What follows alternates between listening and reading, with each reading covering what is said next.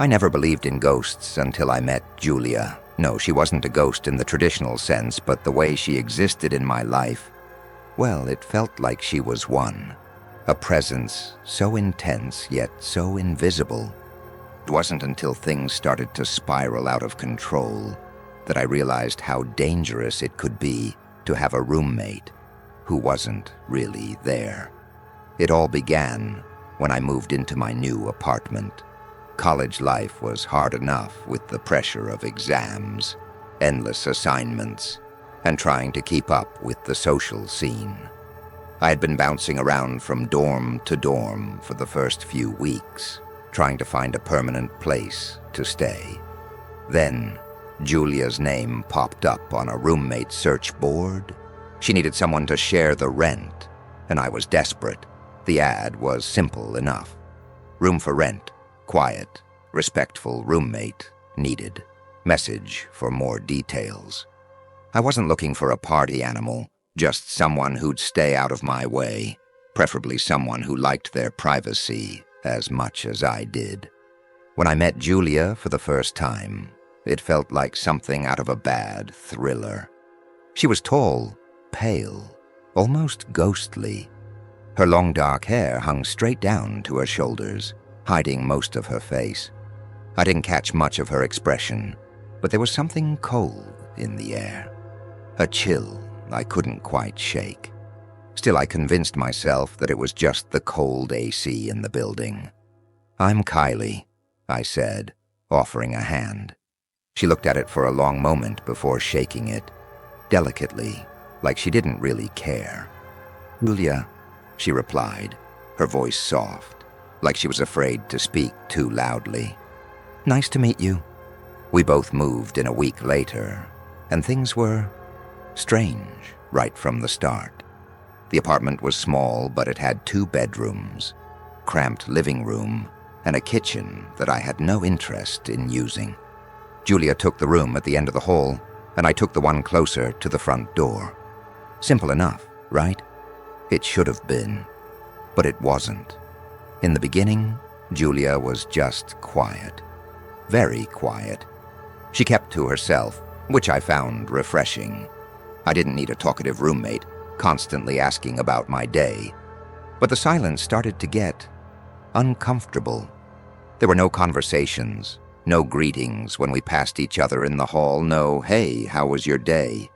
That's normal for some roommates, I suppose. But as the days wore on, it felt like something was off, something wrong. I tried to make small talk at first. "How was class today?" No response. "Do you need help with anything?" Nothing. It was like she wasn't even there. One night I came home late after a study session. The apartment was eerily quiet, too quiet. I always assumed Julia stayed in her room, but I never heard the sound of her door opening or her footsteps on the floor. I called out her name just in case. No answer. I shrugged it off. Maybe she was studying or watching something on her laptop. I went to my room, thinking that'd be the end of it. But something wasn't right. I opened my door to find it slightly ajar, just enough to let a sliver of moonlight creep in from the window. My heart skipped a beat. I hadn't left it like that. I was certain of it. I stepped inside, cautiously. The air felt heavy, like something had been disturbed. The hairs on the back of my neck stood up.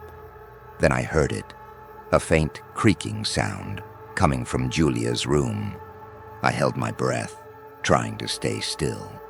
The sound stopped, and for a moment all I could hear was my own pulse hammering in my ears. I knocked softly on Julia's door. No answer. I tried the handle, locked.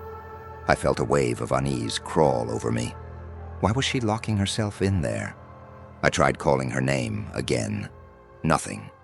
I pushed the door open, and when I stepped inside, I expected to find her sitting at her desk or lying on her bed.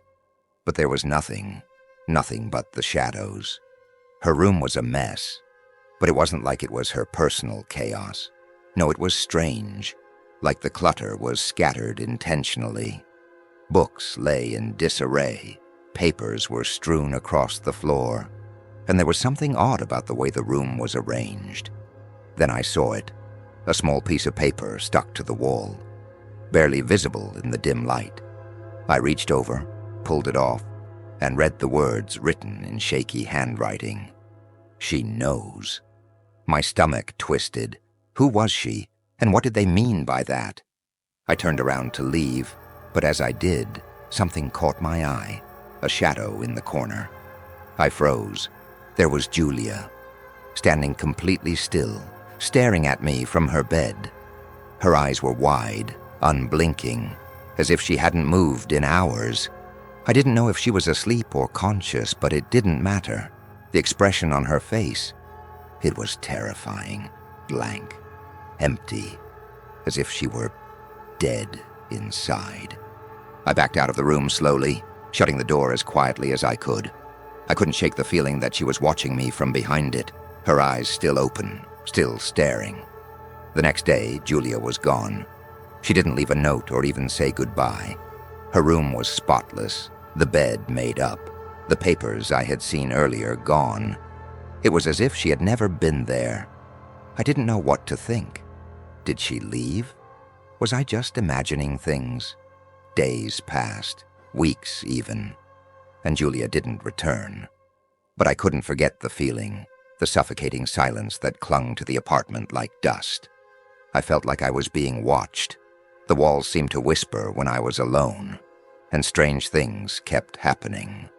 The lights flickered at night, shadows seemed to move in the corners of my eyes, and every time I walked past her empty room, I felt a cold shiver run down my spine.